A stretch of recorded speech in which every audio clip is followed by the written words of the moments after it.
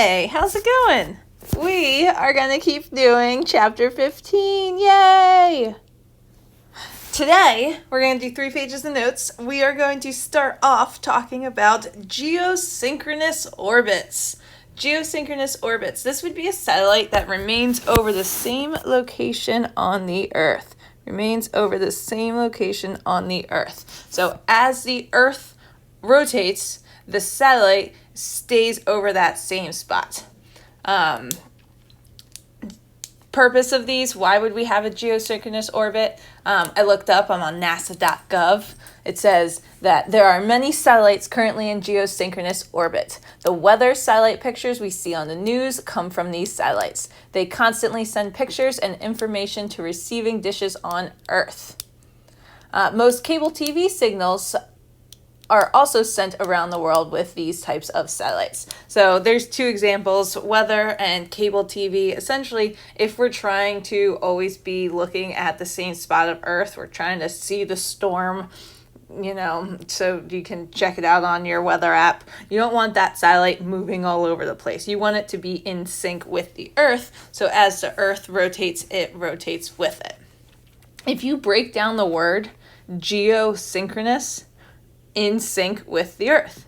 So they rotate together at the same time, which means their period has to be 24 hours.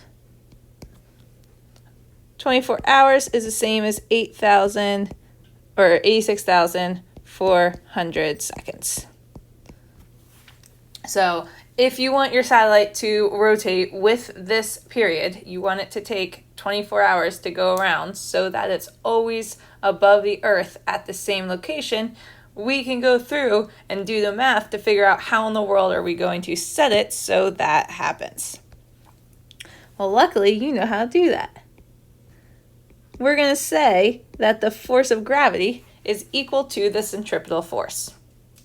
We just talked about what the force of gravity was. It's g m1 m2 over r squared. We're going to set that equal to mv squared over r. Well, the m1, m2 in this case is the Earth and the satellite. So it's the mass of the satellite that actually cancels. Goodbye. And you can get rid of that r with that r. So we simplify. We therefore have v squared equals gm over r.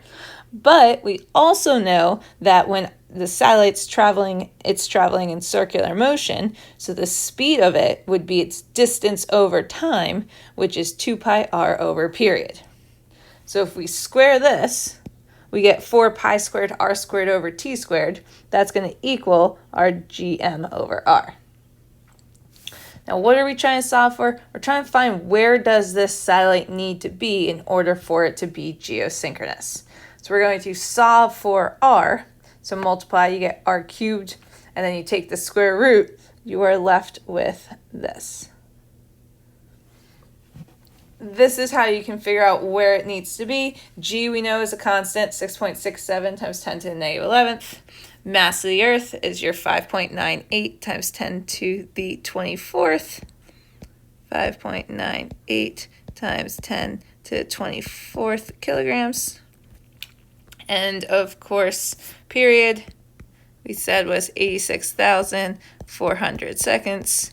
And then 4 pi squared are also just constants. So you can literally just plug everything in, and it will tell you that the location this needs to be at is 42.25 times 10 to the 6th meters. Not really sure why I wrote it in improper scientific notation, but we're going to just go with it. Doesn't matter. All right, so that, however, is not the altitude. That gives us the total center to center distance. That gives us this whole distance right there. A lot of times, though, your questions are going to say, all right, I don't want the altitude, I don't want the total distance, I just want the altitude. So I just want this h. Well, luckily, we know that the total r is therefore equal to the radius of the Earth plus the altitude, the height above the Earth's surface. So if I subtract the radius of the Earth, I can figure out what that height is. you get 35.8 times 10 to the 6th meters. This is the distance above the Earth's surface that my geosynchronous satellite has to be in order to rotate with a period of 24 hours. Therefore, it will stay above the same location of the Earth. Yay, geosynchronous. If you wanted to, we could take this one step further. I'm not going to, but you could.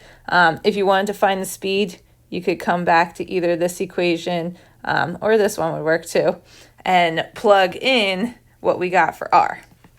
That would be, you would want to use the total distance there.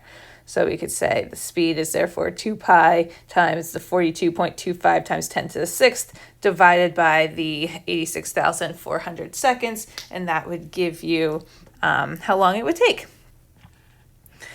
All right, that's all I got for geosynchronous satellites. I do want to take a random second and do a little bit of an aside here.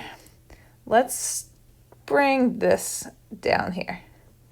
If I rearrange this, I can say that t squared is equal to r cubed, t squared over r cubed is equal to 4 pi squared over g times mass of the Earth. I bring this up because this is actually Kepler's third law. We're going to talk more about Kepler's laws, but right here's a good spot to see the third one. This right here is just a constant.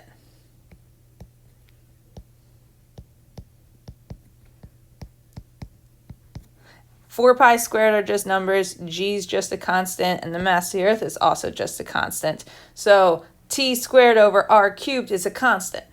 What that means is that it doesn't matter what planet you are or what moon you are. If you square the period and divide it by the distance cubed, you're going to get the same number. So Kepler said that therefore we can say TA squared over RA cubed is going to equal TB squared over RB cubed, and this is useful to solve for problems. If you know the distance and the period of one planet and you know just the distance of the other, you could figure out the period. It's pretty crazy that it's a constant. For all the planets and moons in our solar system, they come to the same number. It's really cool. We're going to talk more about Kepler's laws. I will stop here, but just a preview of what's to come. All right, we'll keep going. So we are going to talk about what in the world happens if we drill a hole through the center of the Earth. We're going to bore through the Earth along the diameter, and we want to show that a package dropped into the tunnel will oscillate back and forth with simple harmonic motion. Assume that the Earth is not rotating and is of uniform density throughout. If the tunnel were used to deliver mail, how long would it take to travel through the Earth? What in the world? So here, let's pretend we could drill through the Earth, and let's pretend that you're going to jump into it. So there's you. You're jumping through the tunnel in the center of the Earth. What's going to happen? Well, you're going to start speeding up, go all the way through. Eventually, you're going to get to the center. You're going to be traveling really fast when you get there. Actually, you're traveling the fastest that you will be traveling. So you're going to have a lot of momentum. So you're not just going to stop. You're then going to go past the center. As you're traveling past the center, you're going to slow down. You'll pop out feet first, stop for an instant, and then fall right back in, speeding up, max speed at the center, then slowing down, zero speed at the end point. Therefore, hopefully, this is reminding you of simple harmonic motion. We are going to prove that this actually is simple harmonic motion. And in order to do that, we want to show, to show that the force of gravity, which we know is negative g, mass of the Earth, mass of the object, divided by r squared, we want to show that this is capable of taking the form of simple harmonic motion, which is negative k r, x, r, whatever value you want. I'm going to use r because we're using r here. If we can show that, then we proved that this is a form of simple harmonic motion. Does that make sense? Hopefully that makes sense. Perfect. So let's try and do that. Let's take a stab at this. We know the force of gravity, again, is negative g, mass of the Earth, mass of the object, over r squared. But as I'm falling through the Earth, this mass of the Earth is changing. So I'm going to put a prime there. So this, but this changes as we fall.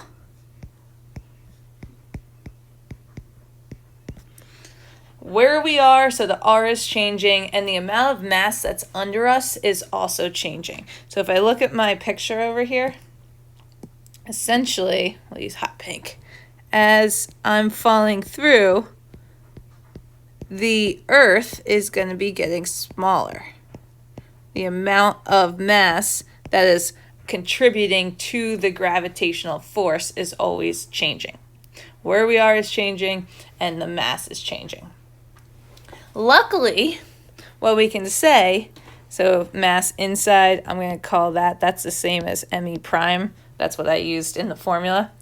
We can say that only the mass of the Earth prime matters because the outside shell, so the shell, does not contribute.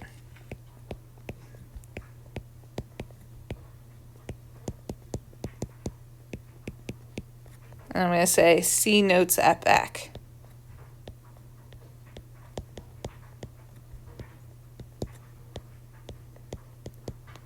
We'll do that page later. The short version of it is that the mass will end up all canceling. The outside shell mass will cancel.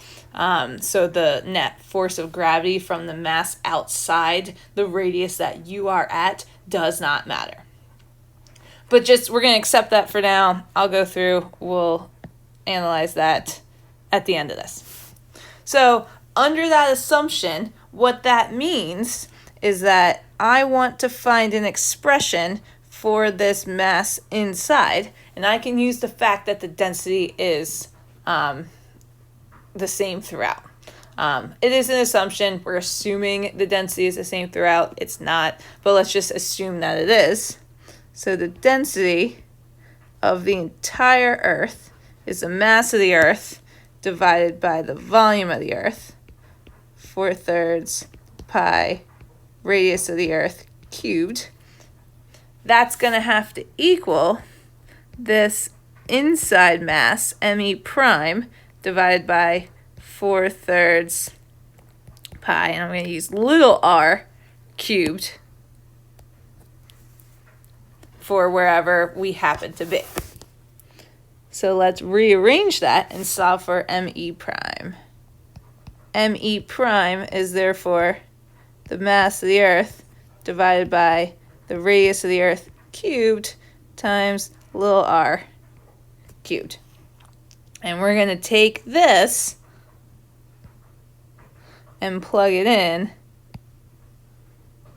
for the mass of the Earth prime. All right, let's do it. So the force of gravity is therefore negative g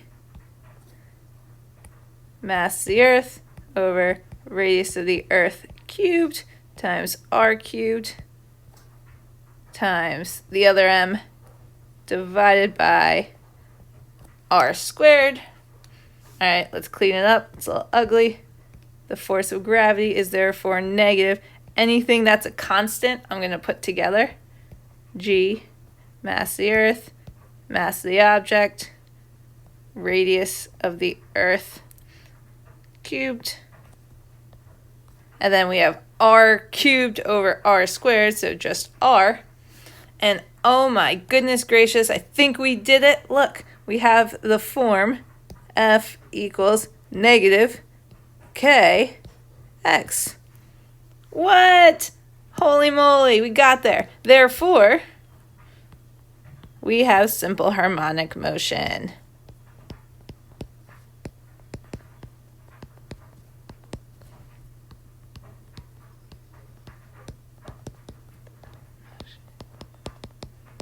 Woohoo, guys, we did it! Yay! Hopefully that made sense.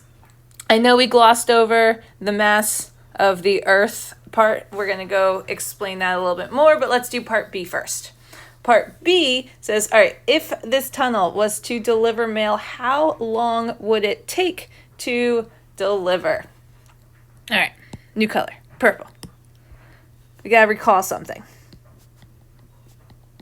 We're going to recall little g. Little g is the acceleration due to gravity. It's going to equal g, mass of the Earth, times the radius of the Earth squared. So I'm going to clean up the equation that we just got. Let's clean this up.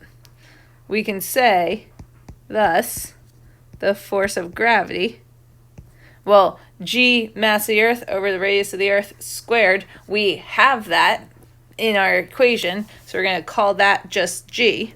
So negative little g times the mass of the Earth over the radius of the Earth times r. So let's recall the period of our block oscillator was 2 pi the square root of m over k.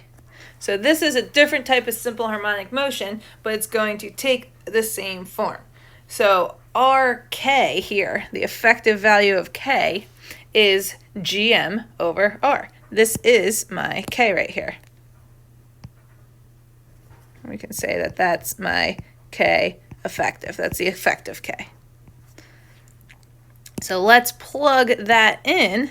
We're going to say, all right, 2 pi, the square root of m over k. So I'm going to flip everything, which means the radius of the Earth is on the top, and then gm is on the bottom. Huh, what? Mass cancels. Love that. So we end up with 2 pi, the square root of the radius of the Earth over g. I know all those values. I can plug them in. When you do that, you get 5,068 seconds, which is the same as 84.5 minutes. What? Although technically, that's not the answer. Why would that not be the answer?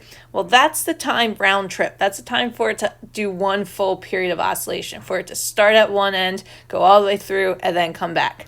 So if I just want to deliver the mail, it's half of that. So it's going to take approximately 42 minutes to deliver the mail.